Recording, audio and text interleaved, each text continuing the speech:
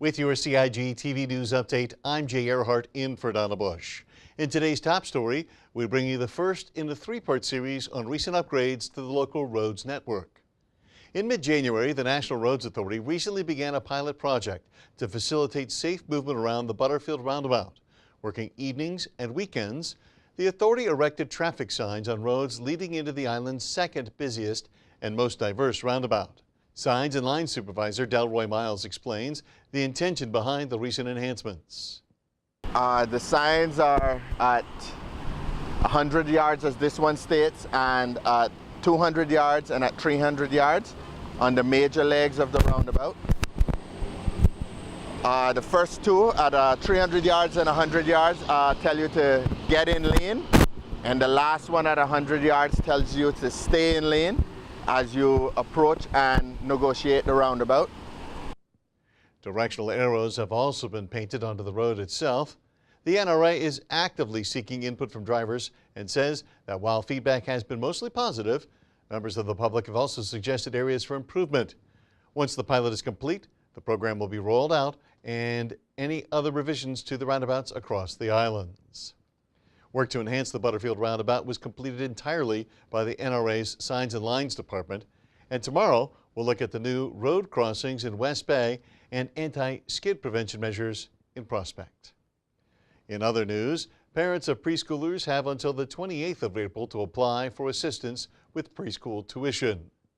Each year, the Education Ministry provides financial aid through the Early Childhood Assistance Program for Cayman children who will be between the ages of 3 and 4 years by September 1st.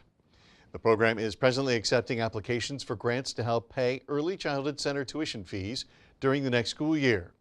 Forms and information are available from the website education.gov.ky, and they may also be collected from the Government Administration Building or the Education Services Early Childhood Centers, all district health clinics, and the Public Health Department.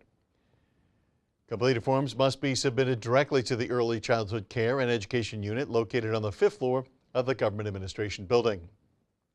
Assistance is granted based on total income and number of dependents. For more information, contact Turnette Stewart, 244-5724, Renee Barnes, 244-5735, or you can email ecap@gov.ky.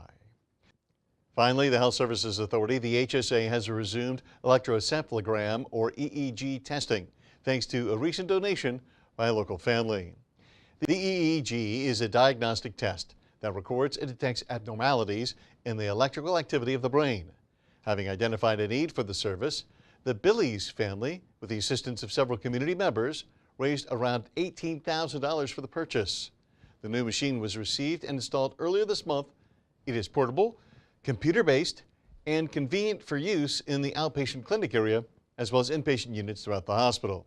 It'll be used to investigate patients who have all age groups who suffer from seizures, head injuries, brain tumors, or other instances where brain functions needs to be assessed. The HSA Chief Executive Officer, Lizette Yearwood, thanked the Billies family and other contributors to the project. She said the resumption of the EEG testing has helped the authority continue to raise the bar for excellence when it comes to delivering a first-class medical service for the people of the Cayman Islands.